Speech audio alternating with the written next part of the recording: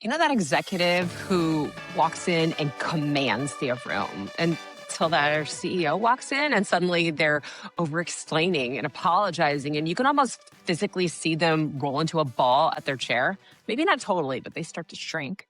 Or maybe it's that smartest person in the room, the one who knows the answer, but then they wait to see what the rest of the room says before she actually commits to saying what she knows is actually right. Or maybe it's that athlete who just is overflowing with confidence when they're talking about their sport and their ability and what they can do, but they fall apart in the finals every single time.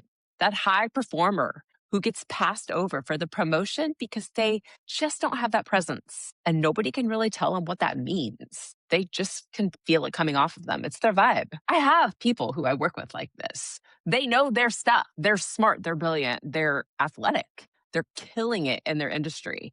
And they get up in their heads, fall apart, pull back, and miss out on what they really want and what they've worked so hard for. Executive presence isn't something that you perform. It's something that you access. And most people lose access in the moment because the pressure goes up and they start to question themselves and their ability, or maybe their worthiness. If that sounds like you, hang tight because we are going headfirst into this. Today, we're talking about what executive presence actually is, not that Forbes definition, not the list of 7 Cs. We're going to talk about what's happening inside when you have it and what's happening when you don't.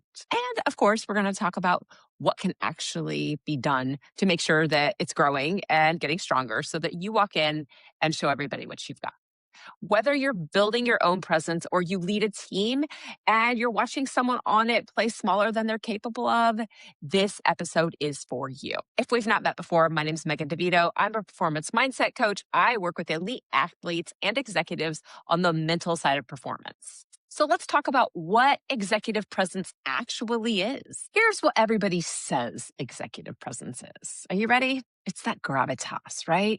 It's how you look. It's just that magnetic pull. Communication, appearance, emotional intelligence, and really being able to feel people and their emotions and help them out. Decisiveness, all great things.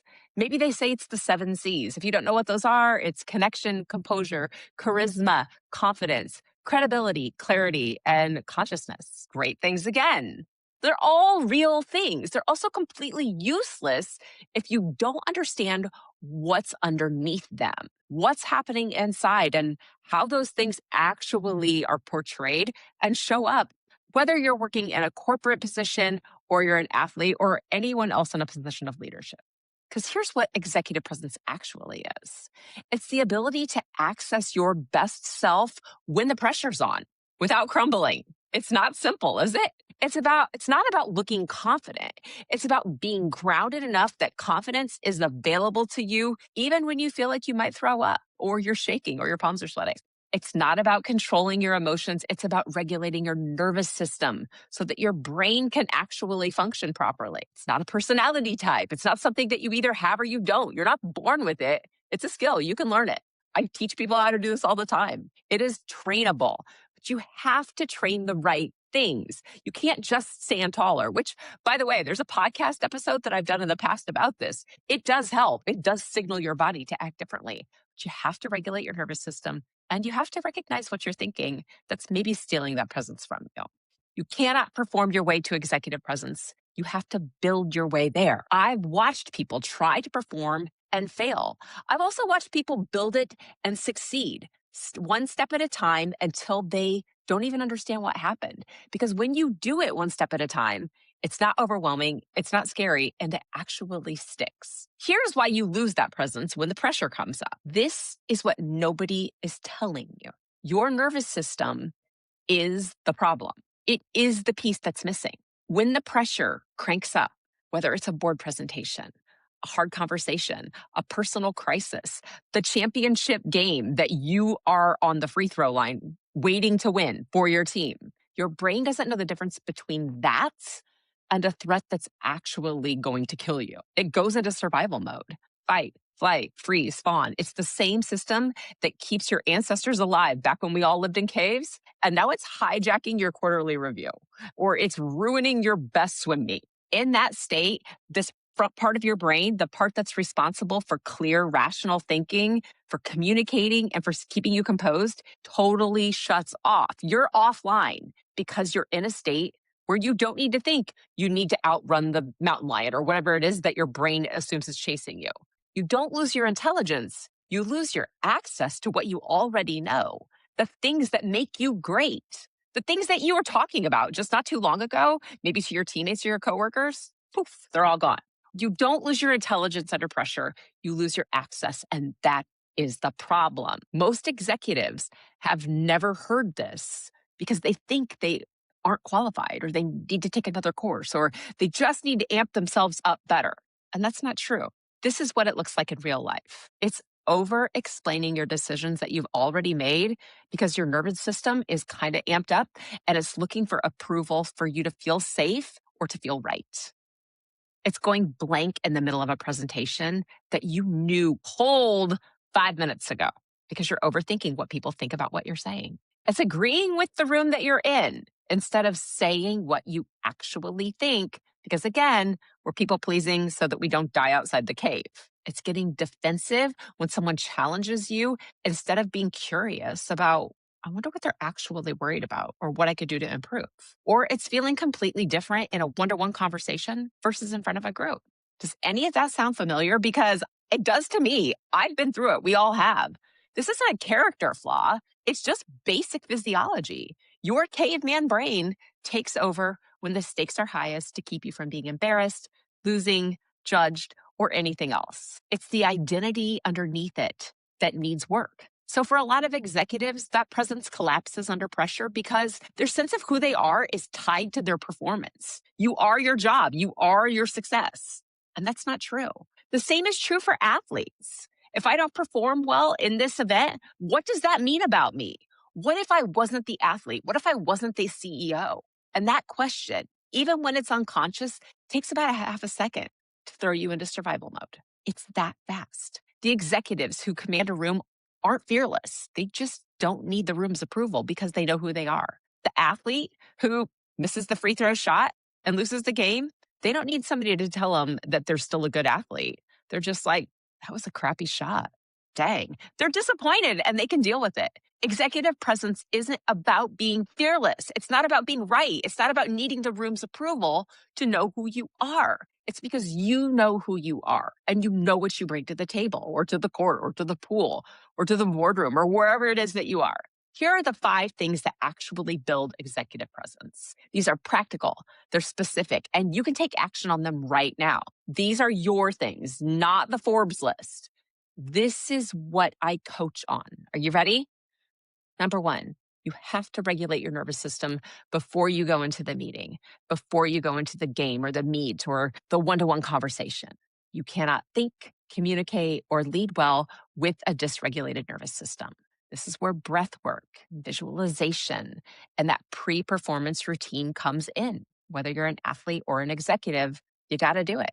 It's not woo. It's not some kind of weird cult or weird om thing. It's neuroscience. It's the same stuff that Olympic athletes and Navy SEALs and ER doctors use before their stuff. If it's good enough for them, it's good enough for us. It's a 5-minute routine before a high-stakes meeting, and it changes the entire physiological state of your body when you walk in. This is why I do visualization with executives and with athletes, because it is something that allows you to practice that moment before you actually go into the big event. The second thing is to build the identity underneath your behavior. Executive presence coaching that only works on behavior is sort of like painting over rust. It's just going to peel off and fall apart. It doesn't really work. You can fake it, but until you change what's actually going on, it doesn't really change.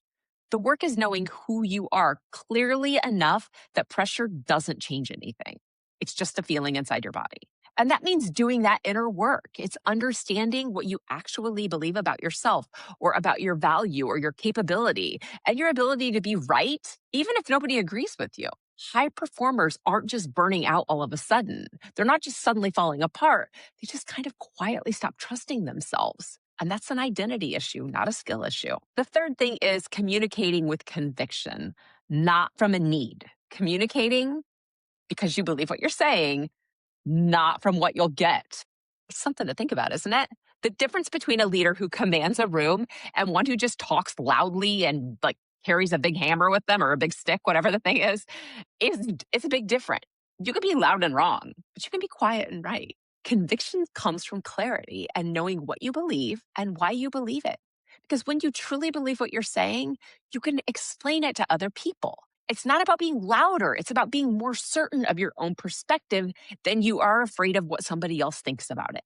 So the next time that you're in this big conversation or this big performance, ask yourself, am I speaking to be understood? Am I performing to be, you know, like to demonstrate my talent? Or am I speaking to be approved of?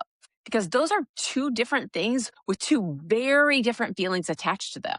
If you are getting your worth from what other people think about you or your performance, it's going to cause you to feel anxious and your nervous system is going to go bananas. The fourth thing is to get comfortable with people seeing you. A lot of high performers hide how amazing they are.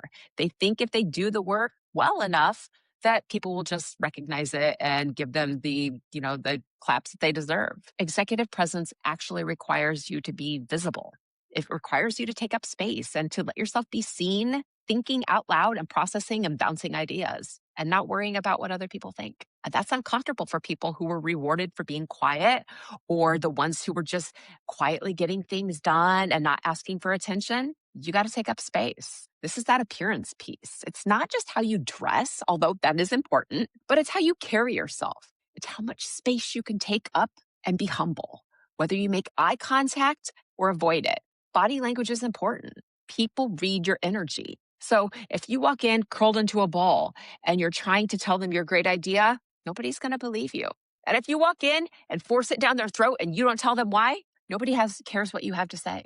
The fifth thing is you have to practice under pressure, not just in safe conditions. You cannot build presence by rehearsing in a low stakes environment and hoping that you do it in a bigger show.